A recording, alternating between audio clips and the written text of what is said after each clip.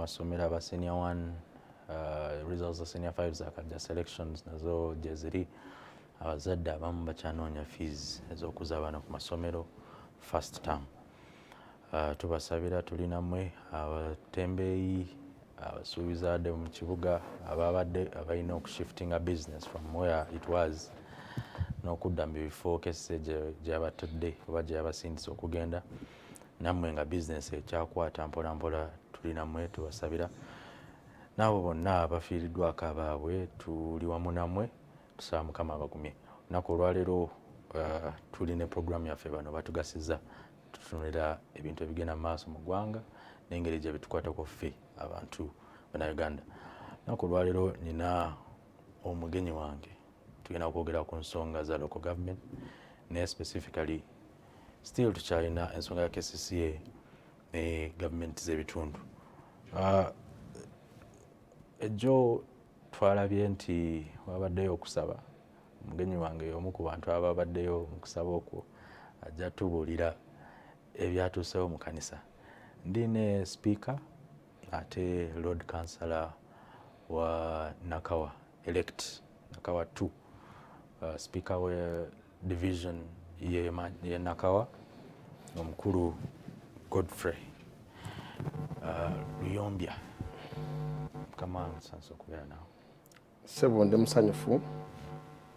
okubanga tuli ku Dream TV naye mpulidde ogamba ne ku Impact batuwulira. Yes. Nga tuli ba mukisa tukosize ejjinja limu okuba ebinyonyi bibiri. Twebaza abatandikawo ekifo kino ne guno omulimu ogw'ekitiibwa. Ate ne bakirengerera wala ne bagamba katufuneyo program eyogera ku nsonga ez'eggwanga. Twebaza bonna bonna abawagira enteekateeka eno era ssebo nayo nenkwebaza okuba nti abantu b'e Nakawa balowoozezzaako n'obalondera omukulembeze waabwe ajjeko wano akubaganya ebirowoozo butya bwalabamu Uganda bw'erina okutambula wamu naddala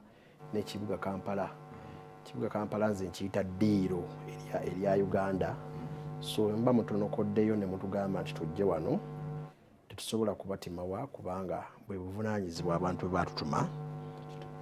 okujja okutebya accountability. Leero Katikkiro abadde atongoza olwala omwaka guno kiyise okutebya accountability ekitegeeza okutebya ne tujja ne tutebya enteekateeka ze tutambuza eri abantu baffe abatulaba wamu n'abatuwuliriza. Nze Godfrey Luyombya speaker w'olukiiko lw'eggombolola y'e Nakawa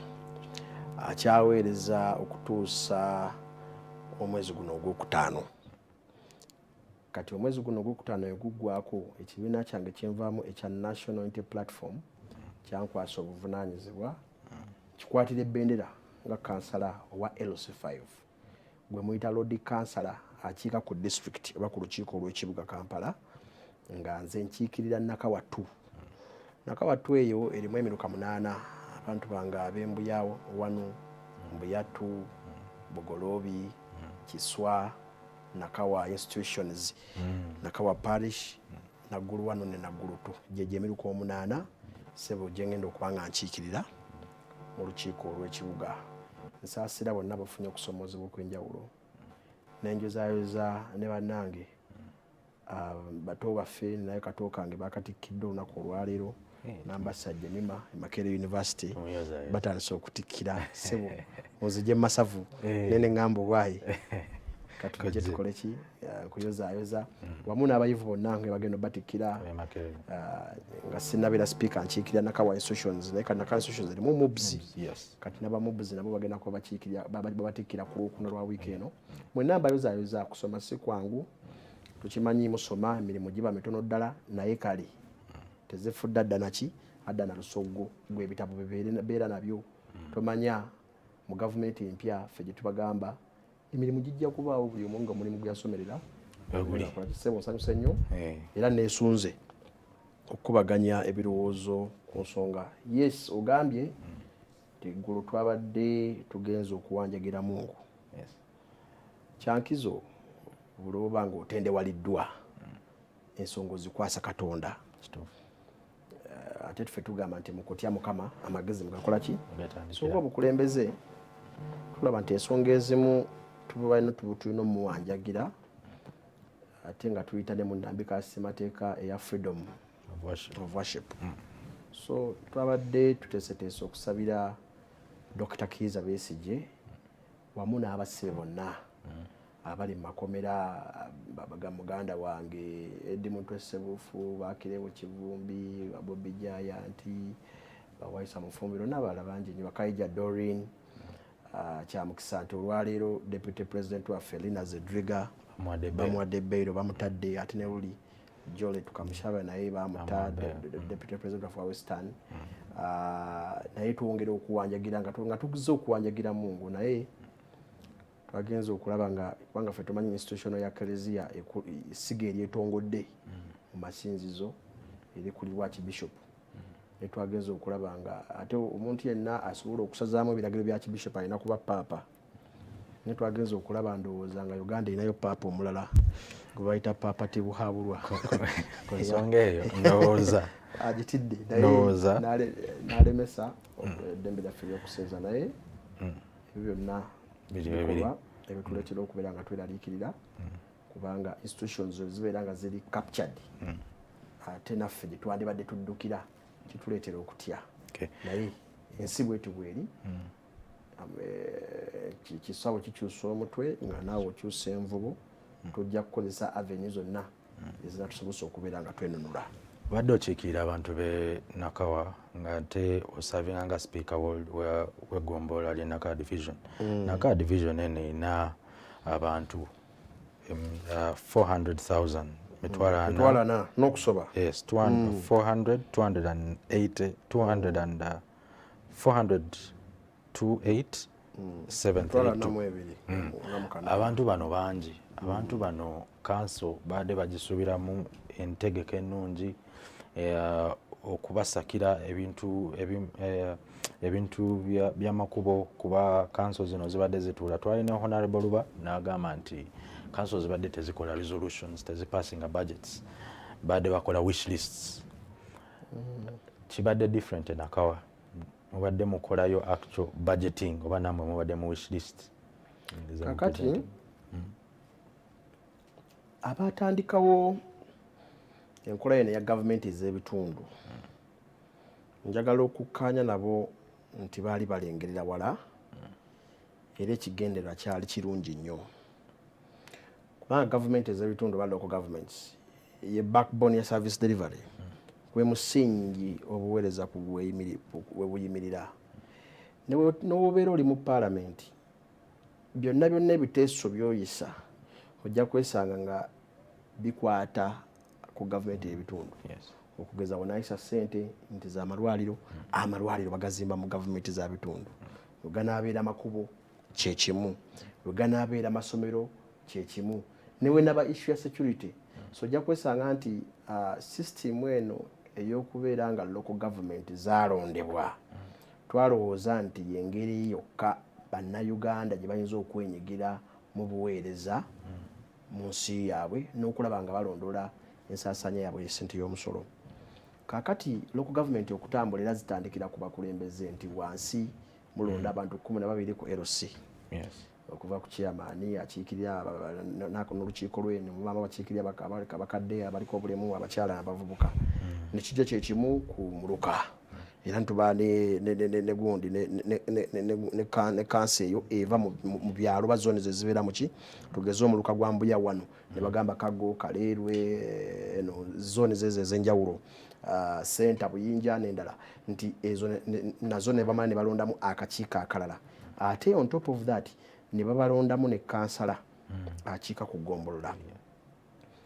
Kati ate ne ku Ggombolola ne wasanga nti mu Ggombolola yonna era mu bamba kansala bava mu Ggombolola eyo ne bagenda ku district.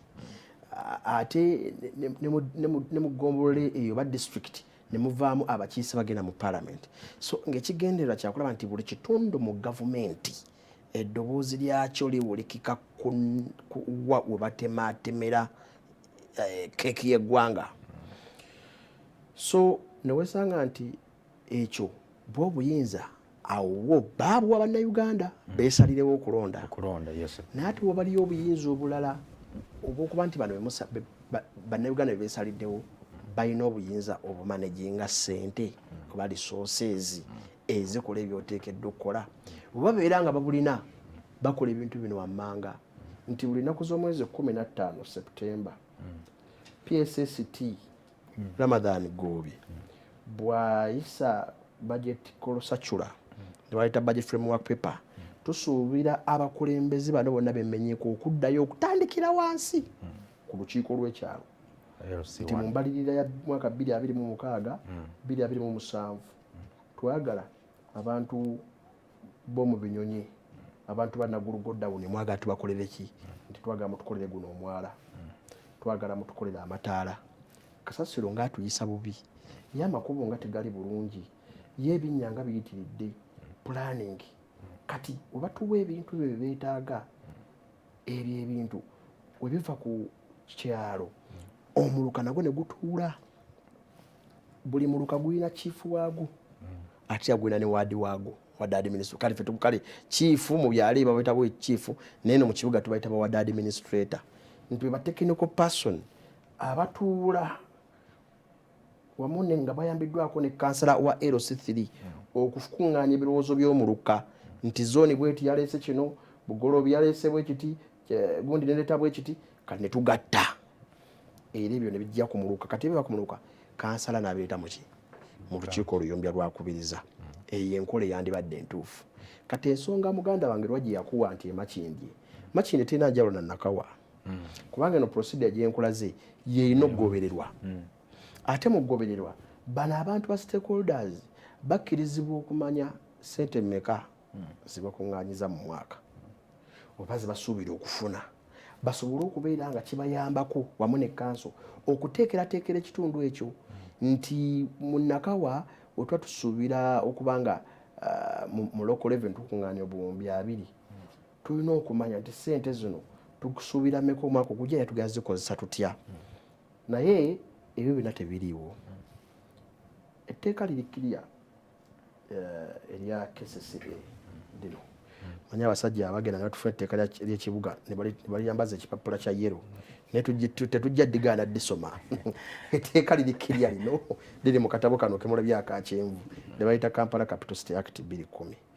mu nnyingo ya 35 section 35 balagira obuyinza okudda mu magombolola kati ebintu ebyo muteekamu ebiri ne bambi tebikola wansi nekireetera okuziŋŋamya oba okulemesa entambuza y'emirimu mu magombolola nti ze ziri recommendation zemukola naye nga teziyisibwa leero mbadde nfunye omukisa neŋŋendako mu lukiiko olw'ekibuga gye ŋŋenda okukiika kubanga sipiika Zahalwirika waba ayita enkiiko ne basipiika b'amagombolola abalita kati ngenze mu kapasite nga ya sipiika newe waawo mu kisanja kino kitugenda okuddamu ngenda kuba mukiyise naye ntuuseeyo nga nabo beemulugunya nti recommendation zonna ze bakoze mu myaka 5 basuubira olukiiko lwa Lord Mayor oba olwa seeki okubanga recommendation yes Central Executive Committee okubanga recommendation zino baziteeka mu nkola ate ne bakomawo ne balipotinga there to council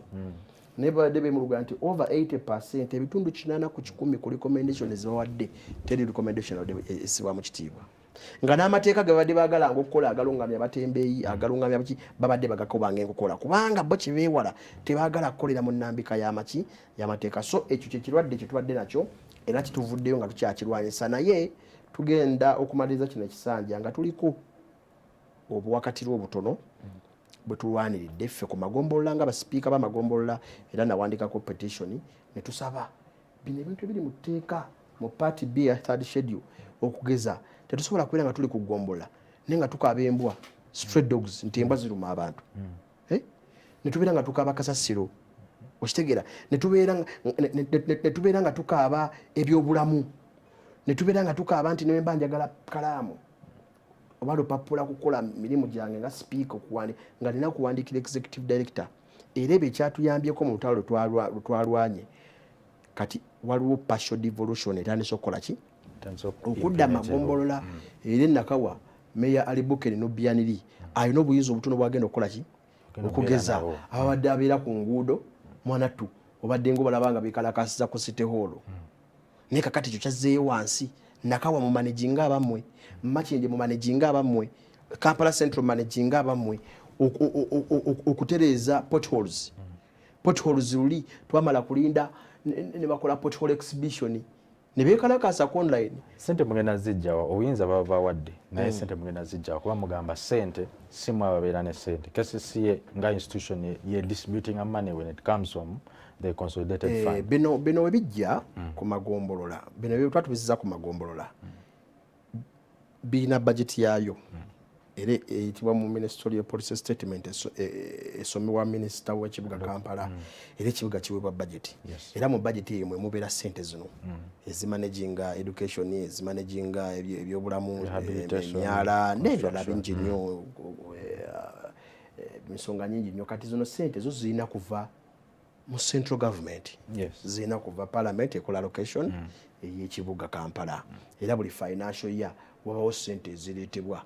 ku kesi eziweebwa vote ya KCCA erisingo naye zino sente bw'otunuulira nti n'engeri gye zijjamu seyandibadde ntuufu bw'otunuulira egimu ku misolo gye gya local revenue kati nga mu Nakawa tulina emisolo egiva mu bantu direct nga ekyagigiteekesa mu local government ku addressinga bizibu bya kitundu ebyo nga ne we ziba zigenze zirina kukomawo ku kitundu ekyo okugeza bw'otunuulira etteeka erya Local Government Ratings Act 2005 lyatandikawo omusolo gwe bayita ogw'amayumba kati gwe olaba kino kizimbe kye mulimu kisasula omusolo kubanga it is a business entity ennyumba y'abapangisa gwenza okuba nga oli mupangisa naye nga tokimanyi nti ennyumba gy'olimu esasula omusolo naye nga ku renti gw'osasula landlord wo balina akasente ke bamukyajinga kati abateekawo etteeka lino mu nnyingo ya 37 y'etteeka eryo y'omusolo gw'amayumba bagamba nti sente zino nga bwe zikuŋŋaanyiziddwa ebitundu 75 birina okukomawo ku kitundu ekyo nti bwe tuba tukuŋŋaanyiza mu mbuyattu omusolo tugeze miliyoni 5 mu mwaka okuba kyakulabirako miliyoni 375 biba birina okukomawo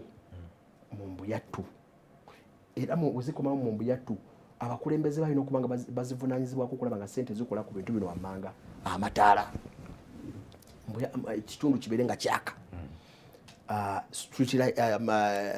amakubo ogatereeza kasasiro kikwasa nnyo n'ennaku n'olaba nti abantu bano sente zino zandibadde zikola kasasiro omuntu omugyamu sente ate at the same time n'oleeta ekimotoka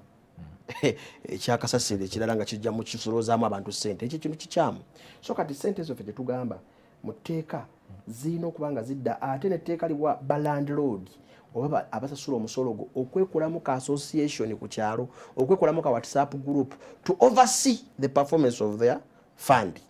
kati bino ebintu bino byonna mu tteeka mu ebiri ne government teri willing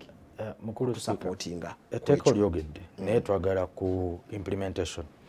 okussa mu nkola etteeka lye birangika nti etteeka ligamba nti ebyo byonna biri in place ate bino birawo ne implementation fe abantu gye twagala ate gye twagala okulaba gwe abadde speaker ne bino byonna obyogera from point of authority obimanyi bino birawo and structures ate tubibangiza bikoze mu bantu oba tebikoze kubanga olutalo lwe tubadde tukugamba kubanga obuyinza bwonna tosobola kumpa ku managing kasasiro nga tompadde vote oba olina okuba magombola nga galina vote sente kwe zituukira naye kati sente zonna nga wezijja ku finance zisibira ku district zisibira ku authority accounting officer executive director kati aliko ye Hajjati Sharifa Abuzeki yazimanaginga so ffe gye tubadde tulwanirira kwe kulaba nga neno wansi vote zibeerawo meeya w'eggombolola abeere ne capacity eyita state of address ey'eggombolola ayitibwa stakeholders mu ggombolola tugeze ye Nakawa abagamba omulundi guno tufunye sente weziti era tuzikozesezza bwe tuti kati ffe kyetwagala okulwanako naye kye twakiraganira bannayuganda olwedde ffe nga tunoonya akalulu bwa president mu nnyingo yaffe ey'omunaani ya national platform president Kyagulanyi atugamba lunye nti si mu Uganda empya obuyinza bulina okuba nga bukomawo wansi kati ffe kyekyo tugamba bannayuganda sente zibeere nga zijja nga olina ofuna accountability yazo gwe landlord obwero ng'obuuza sente zino zensasula zikola ki ekyo kibuuzo obeere ng'okiddibwamu oyo omukulembeze okugombolola. Amateeka gonna goyogera agamu gali 2005 agamu makadde nnyo and implementation ebadde nzibu and amateeka gonna actually gawa obuyinza as it is gabawo obuyinza naye abantu abalina actually okumakinga sure nti the implementation that is the government in place tetaddemu maanyi okulaba nti amateeka gali in place gali respected ate nga gayambye abantu ba bulijjo kyova tulina ba members of parliament kati mmwe abali mu local government mu holding aba members of parliament accountable ogenda ne boogerera abantu b'ekibuga ne mbagamba nti omanyi tulina amateeka gali in place naye tegakoze tegatuyambye fe abali ku local government we are actually not implementing anything that the law is providing for tukoze tutya. Ababaka ba parliament bakola ogwabwe tetwagala tubawayirize bakola ogwabwe ne bakolera etteeka etteekera weeriri okulaba nti ennongole wabeerawo amendments mu this law okulaba nti there is empowerment finance egenda straight togenda ku amendinga kikwanga olwedde ekyo kituufu bakikulaze mu tteeka nti obuyinza buteeka bulina okudda ngaye banagamba kati ekyo kiyinza kuba kyanjawulo nti singa oba ogambye nti obuyinza kati mu tteeka lino lya KCCA mu nnyingo ya 37 amendment gye baakola parliament gye yatuyamba neekola nali sinayinga na authority naye nakiraba nendaba history bagamba functions which shall be devolved to the divisional councils etteeka lyali gamba the authority may in consultation bannamateeka omanyi teba mandatory ne batuyamba ne bakola amendment bagamba the authority shall kashalo kalaba making it mandatory kati yo gugwe ababukozi ng'omubaka wa parliament kati wano obuzibu obuliwo bwa will political will ya government era zensonga zimu ku mpagi zetuyimiriraku okugirwanyisa obutakkiriza kiri mu tteeka ejjo nabadde ne guest wano n'agamba politics eri mu kibuga nnyingi nnyo eremesa business endala okugenda mu maaso nti tubeera nnyo mu politics ne twerabira nti tulina abantu betukiikirira ate betulina okukolera mwe bakansalazi abaddako abagenda making sure nti endowooza zaffe bannayuganda aba abalonda mugenda kukola mutya ne technical team okulaba nti the service delivery actually comes to work nga temubadde nnyo in politics like okukolagana ne government eriwo okulaba nti ffe tufuna services zetulina ofuna obuzibu si wakukolagana na government obuzibu wagoberera kituufu singa ekituufu kibeerawo politics ekibuga kiri okulwa interest kati gwe tunuli ekibuga Kampala kirina minister mulamba cabinet minister oyo alina directive ezize kirina state minister oyo naye ayogera lulwe kirina RCC oyo naye watowa order omuwulira kirina deputy RCC naye wayogera omuwulira waba asinzidde nakawobe oba Kampala Central bawa omuwulira balina assistant simanyi RCC ne assistant kugamba nojja nosanga executive director eno nga naye akuzizise DED n'omusanga ate nosanga road mayor kakati akatogo akali mu kibuga government yekikola lwekyo musobole okubanga mwenna power struggle ekola ki ebeerawo nekisobola okugonjola bino kwe kuba nti enkola y'amateeka ekola erungamye bukulembeze mu kibuga era singa amateeka gabeera streamlined buli abakulembeze buli bakulembeze bebalonda babatwala ku kibayita induction mutira okulaba nti abamu baba batutte ekyankwanzi abalala batala ku zi conferences enjawulo naffe bakansala baba bakujja batutwala okutusomesa bino naye kati omuntu osinga oba omusomeseza n'ategeera nti mupyakala avudde eri gy'avudde abantu bamugambye gwe badde osinga tukolera obulungi ku kyalo tukusendesa kwa kansala omuntu oyo abangulwa naye womubangula mu tteeka n'omulaga obuyinza bwe ate nayagala obu exercisinga n'ogaana okigoberera ezo entalo tezijja kukola ki ekibuga singa kinatambulira mu nnungamye entuufu ey'amateeka esaanidde ojja kulaba nga kitambula kubanga naffe twagala mu bukulembeze nze mbadde sipiika w'enakawa anyway nkyali ninajjanga kansala wa LC3 bakansala bannange 9 kulono babakendeza ndoza bali mwana mu 7 9 be bampa kwa sipiika naye wemba nsobodde mu buzibu buno mu bugubi bwembaddemu obuyinza nesobola okulekayo ebintu ebirabwako nze gulaba nze nganze nga mpita mu kitongole kyange kya Good Family Foundation nzidabirize enzizi eziwerako ddala 9 mu Nakawa enzizi buli mwaka nsakira baliko obulemu obugaali 100 era tubasebo ngo inayo omuntu aliko obulemu nono onkubira akasimu ebyo mbimalanga because nina wiru ekola kati singamba ne support ey'amateeka nga ne government etuwa sente kwanza no sente by the way government giving the city money government okuwa ekibuga sente it is not a favor. It is mandatory. It is mandatory. It is our right. In fact, so sente zino tetuyamba buyambi kashinga wona avo wano nogera nofuna omulimu mu government gwe eba tekuyambye okkirizibwa okukolera mu government singo bwino biki ebisaanyizo kivola folomo tukampenya tugamba bane nepotism ng'esusse enguzi ng'esusse okweyagaliza ngako susse kyetutegeeza ekyo so watuyimira tugamba nti kibuga bakiwe ssente tukole emirimu ezo ssente batoziwa Luyombya Godfrey oziwa kibuga kati gwe kyokola ssente ziwe ekibuga osengejje eno feetalinge ani ali enguzi oyo omukwate avunaanibwe ani azalisa ssente z'omusolo avunaanibwe naye ekibuga okimye ssente naye ate okyongeddemu bannabyabufuzi bayitirivu ate abasaasanya ssente y'omusolo zanasanyuka nnyo we nawulira nti ennamba y'abakulembeze mu kibuga bagikendeza actually mu local government zonna nene mu parliament twali tukisuubira okukiraba mukendezeza bakansala mu miruka mugasezi constituency ezimu naba isi batukisa ne bazeerabira mu kutuuka kulonda ne balonda obukongo obutali bwawo nze wangira byaliyo abamungu obukonge tebukola ki balesa obukonge naye olwokubanga demarcation bazikola ekyo twakisiima naye singa bakikolanga ne ku parliament tulabe nga tukendeza tutya ku expenses zino ffe tulowooza nno kati nze nalina endowooza egamba nti okuba ne minisita wa Kampala ne state lwaki tebatabira minisita w'ebibuga byonna nti mode ekola e Kampala bw'oba okola trade order mu Kampala gikole e Masaka ogikole e Mbalala ogikole Gulu ogikole e Mbale ezo zirimu tugambe nti mu cities tumanye nti this is the minister of cities not a minister of Kampala ate nojiwa ate local government nayo gyeri of course kubanga ideally kati kankubuulire n'ekibuga tekyandibadde na minister anti Kampala yonga yeri under the office of the president ne bagiteekerayo lwaki isn't it a local government? I think it is a political move okubeera nga Kampala erisamu webale kutuuka Kampala abo obukulembeze bwabwe nabiwamu amazzi nabo nafuya naye nga it is a local government. I think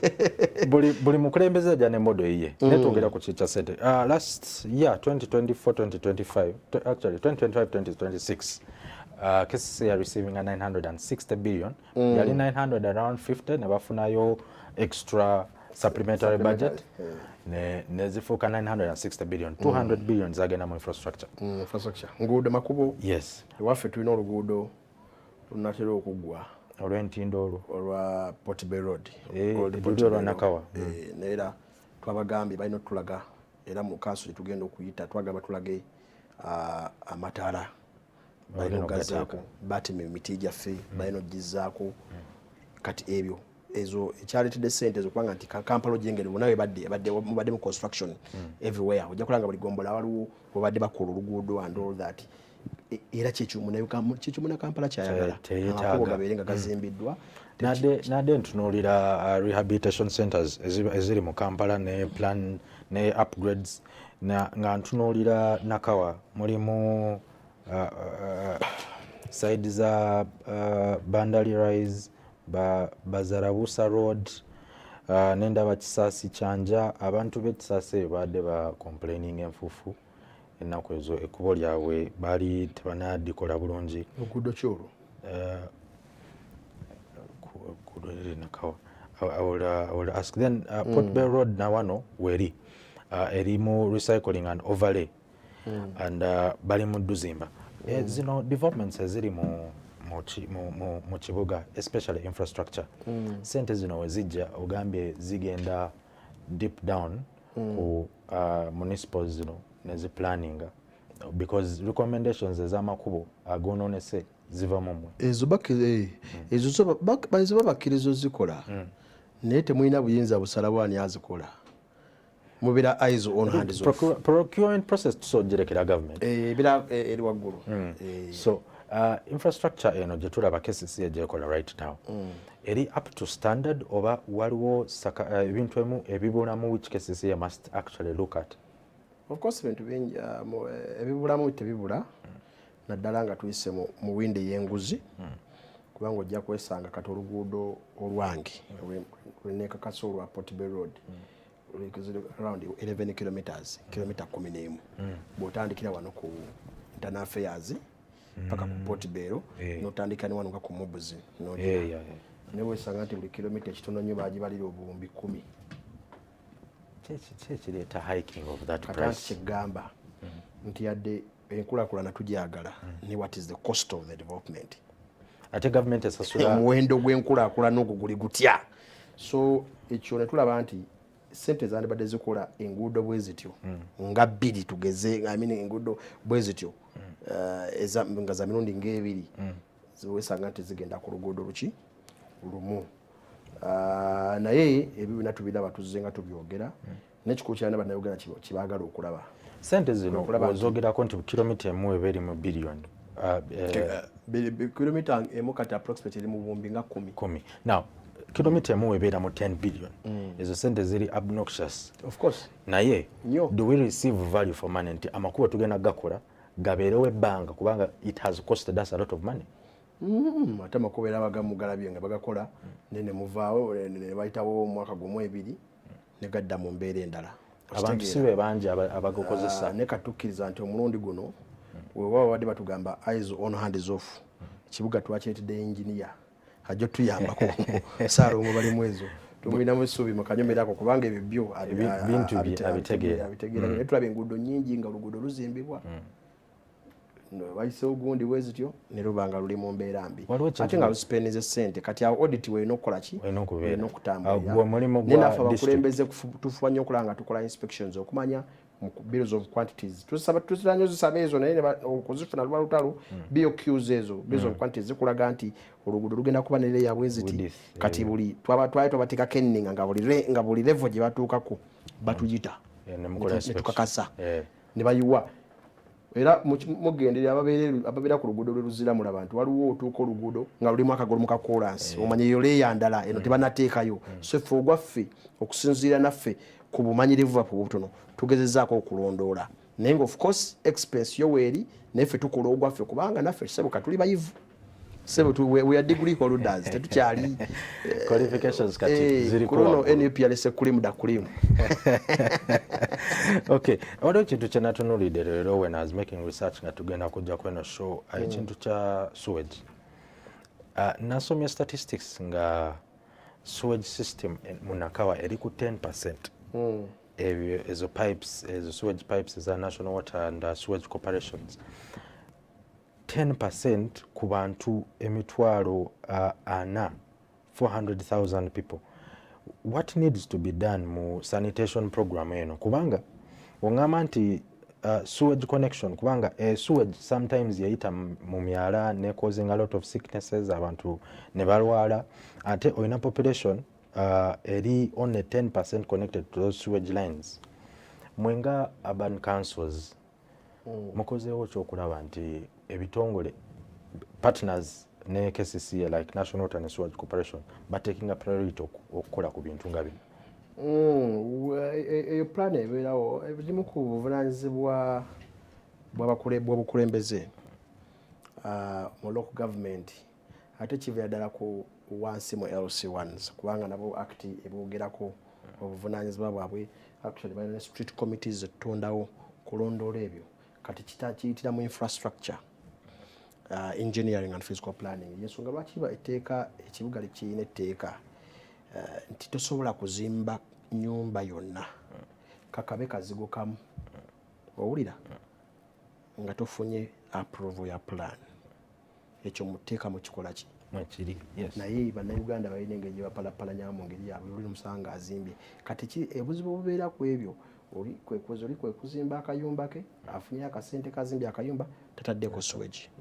tafunye guidance okuva mu batekiniko nti wano wozimbye sewage line kikwetagisa oconnectinga pipe to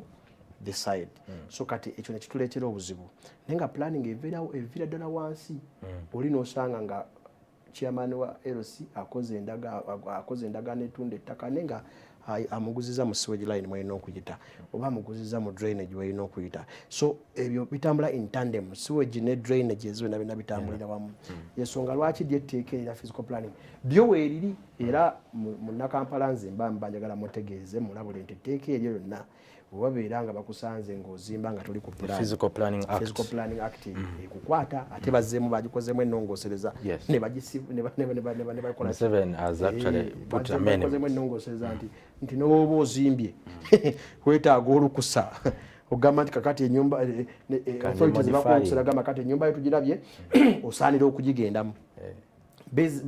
bezizika mu nsonga nti olumu ennyumba zikuba abantu nezibatta all that naye bwe bwakatirwa obuyitibwamu naddala mu policies okulaba nga tuba n'ekibuga ekikola ki ekyeyagaza ekibuga ekitaliimu bukyafu kikwasa nnyo ennaku enkuba n'etonnya enkuba lwetonya olino olyokulaba nga atadde sewage yenna awunyirira ki ekintu ekyo kya bulabe so nga ate tulowooza nti ekibuga kyandibadde n'ekisooka kya bina tumala okukola ku kya planning ekyo tuba n'ebimotoka ebiyolamu kazambi ono at one particular time era for enakawa twagala okutandika okukola stakeholders engagements mu bitundu byaffe abantu ku byalo lwaki gwozimba ennyumba y'omupangisa nga teriko kabuyonjo kati gwe omupangisa gwojjako ssente oyagala agendewa ekyo kiziba kiyina tulina kisalira eddagala naye nga ffera tuyambidde wamu abali mu bifo by'omugotteko tucreating space kubanga tulina abantu abali weering otuzimbira public toilets nze nina bangi nga yagala kuzimbira bagala otuzimbira public toilets naye nga baagala n'obwannannyini bwabo mukalaki wembateeka so abantu baffe tubakubiriza nnyo ku kyobulamu kubanga naffe twagala okuba nga tukulembera abantu abalamu okuzimba noba nga tolina kabuyonjo ekintu ekyo kibi nnyo era gwe tetukkaanya naawe tetulina luganda tetulina mukwano n'oyo azimba nga tatadde kabuyonjo ku nnyumba ye. Ensonga ya infrastructure etwaliramu ne health mu kibuga Kampala muno tulinamu abantu abateesobola, tulinamu abantu abatalina bulungi ssente. Tulina discussion munakawa nagenze nenkola research mulimu health center 4 billion enagulu health center ne Kiswa health center 4 kati nagulu kano kati nagulu national budget kati rifari budget tujjako kati osigazaayo Bukoto ne Kiswa ate nazo tezitumala abantu bangi nazo tezitumala. Nakawa yandibadde katunulira omulukanga ogwa mutungo ogulimu abantu emitwalo gisoba mu 10 abaloozi bokka bava mu luka gw'omutungo gwonna bali emitwalo 5 just voters those above 18 years kati tebereza so ojja kwesanga togumuluka tegwina secondary school tegwina somero lya government erya primary seed school liyitanga okuba n'eddwaliro okyegera ebyo byonna tebikola ki tebiriwo era we are performing poorly mu nsonga era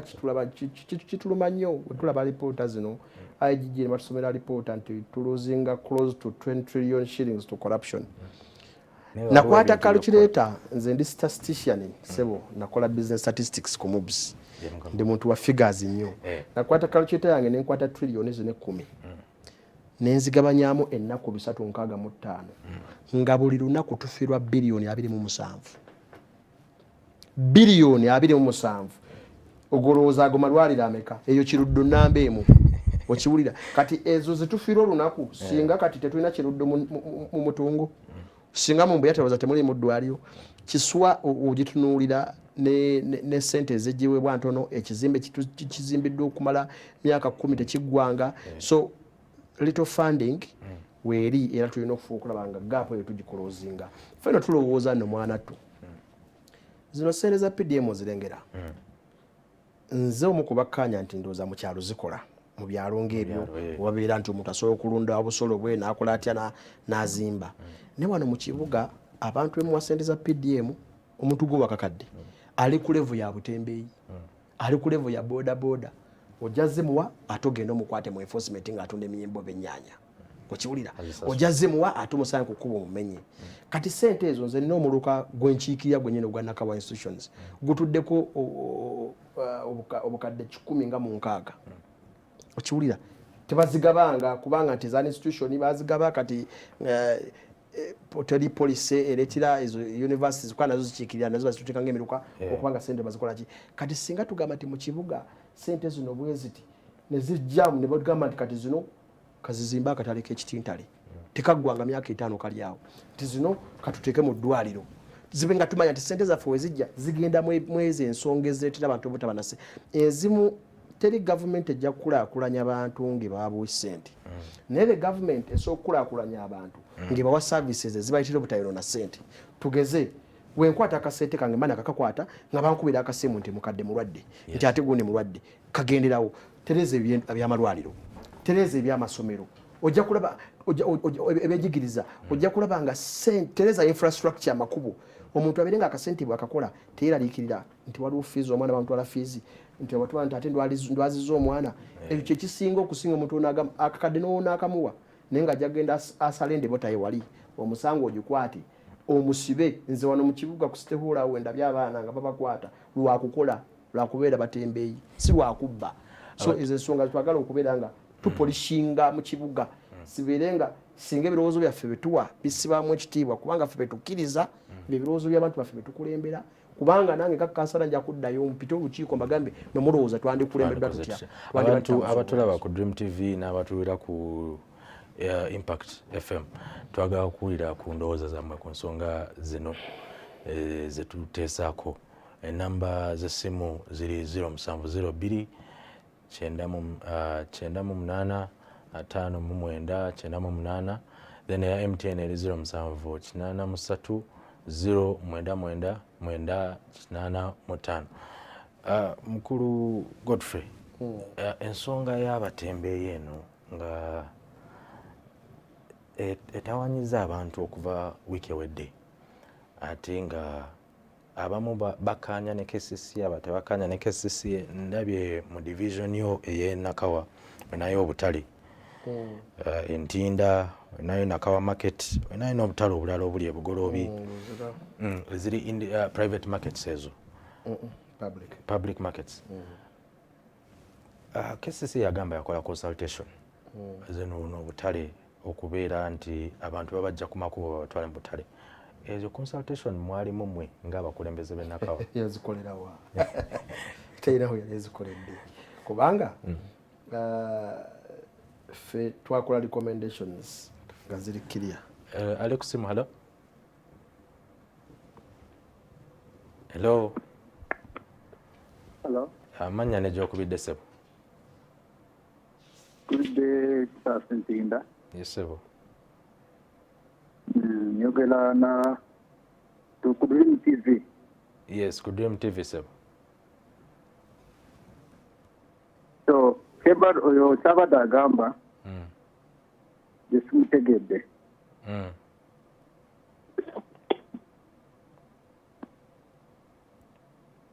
Kuba? Hello? Hello? Amanya ne gy'okubidde ssebo?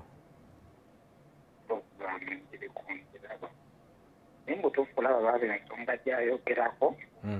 mu butuufu okunyigiriza kuli okusinziira ku bakulu kati okugobebwa Mutembere oba wabooda mu butuufu PDM ensonga eyo girabanga sente ezo baanizikoze ne zidda mu butale ne zidda oba ku zikeeki biki ebifo omuntu eyandibadde n'akola niba nakukwata PDM nti omuntu omuwa akakati tekalina makulu era kaba kagenda kusaanirawo awo no bali kutuweereza. Kale ssebo. Hello? Hello? Yes, ssebo. Kati eyo nsonga y'okugoba abatembera mu kibuga. Yes, ssebo. N'okugoba ababodaboda mu kibuga. Tulina okuba tulina ekibuga ekigwanira okubeeramu abantu abatuufu. Kubanga bw'obadde okkirira ku gundi wali ku mini price osanga Omutembere yali wano wa bodaboda paakinze wali emmotoka eva eri mu paaka terina wakuyita abantu babasale obugundi gavumenti tewali ensobi gyekoze okugoba abatembeya mu kibuga n'ababodaboda. Kale webale ababodaboda balina okwetereza bagende ku mateegi gaabwe bapaakingewo omusabazi bw'aba ayagala boda kitange ku siteegi naye si mu kkubo. Kale webale kuteesa muzee. Speaker, ensonga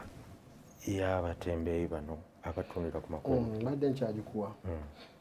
n'abakuba amasimu ne bajja. Mpuliddeko n'owekisaasa Ntinda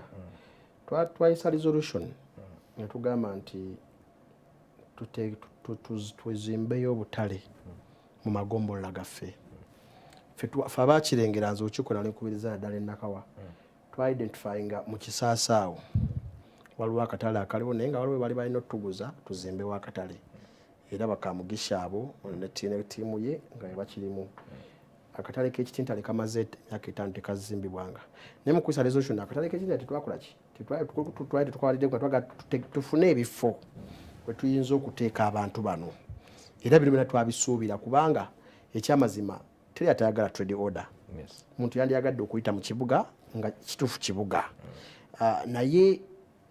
enteekateeka gy'obateekateekamu okubajjamu yandibadde ebyenkizo. Njagala oli aŋŋambe nti akatale k'ekitintale kali wali kakalumwe muli eno awo njafuba okulaba nga musooka mbaga mujjuza akatale mulyoke mugendewa so kati ekyo ne kiba ekizibu. Ate recommendation yaffe eyo ne KCCA wamu ne cabinet etulibwamu President Museveni nayo nekkaanya naffe negamba nti obutale buno tuzimbeyo obutale bubiri mu buli gombolola bwe butale 10. Kikendeze kubanga bano abantu abajja ne bagula abajja ne batembeya mu Kampala tebasula mu Kampala bamu bava eri Nakawa abalojja basanga bava eri Busega abala bava Boyogerere Kirinnya kakati gwoteeka ate naffe abagula era gye tuva okitegera naffe abagula gye tuva kakati kiteta lwaki nva eruzira obembuya nze jengule emiyembe wano ku paaka ate nga eri gyegiri nve matugga nve empigi kwangiri nabatembeya bava empigi nze nkubuulira nga gyakeera naava nalinya taxi nakwa so wetutandika okukola amatabi ago kitulekera okukendeeza ku mujjuzo wano naye kakati enforcement yakoleddwa yabadde egendereddwamu kubanga ne mu magombolola bazze nze bazze Nakawa ngenda okuwulira nti abenakawa batandiseko mu katale ate mwennyini wetwandibadde tufuba okulaba nga tuba receivinga ne nabo mu katale bennyini ne bagamba ate kati nammwe wano katubajjewo kale oterezezza ekkubo naye ddageza okulya nti ne munda baagala kuyingira munda kukola ki awo ne nkubirawo ADSimu era mwebaza nti yampuliriza executive director kwa namugambye abantu bange abo mu Nakawa market tufuba okulaba nga tutetenkanya abantu bana bagenda okuva eri okujja eno ate bw'otandika okugubaganya bo mu kibuga ate n'abo mu katale noyagala bakolamu trade order amangu ago eyo sipiidi tetusobola kutambulyako ne tumalako. Twagala akatale k'ekitintale kaggwe kali awo kamaze emyaka 5 tekaggwa okiwulira. Twagala tuzimbe obutale Kisaasi tuzimbeyo akatale tubeere nga tulina bases kwe tukunganya mu Kiswa kati mu Kiswa akatale of course kali ka government ninga kulika abalizingibwa ku government ne baisa directive nti obutale bonna bwa government bulina kudda mikono gya KCCA nesebe eri ababadde berimbise gibuvudde ko babayise mu kooti basubuzi mu katale ko mu Kiswa nga waliwo bawadde kiro kitwala omunaku nga buli dduuka balina sente zaali banja bambanja miliyoni emu omulala bambanja biliyoni 2 ne basoloza sente ekyo ne bagamba tekigenda kola. Gwoba obanja ngolowoozo obanja batuuze mu katale ko mu Kiswa genda oteeke KCCA mu mbuga oba ne KCCA kubanga yayisa directive eyo yalungamya ne president n'asinziira ku ekyo okugamba nti obutale bonna bukola ki ne mugane kugobaganya abantu baffe era nze njagala okulabula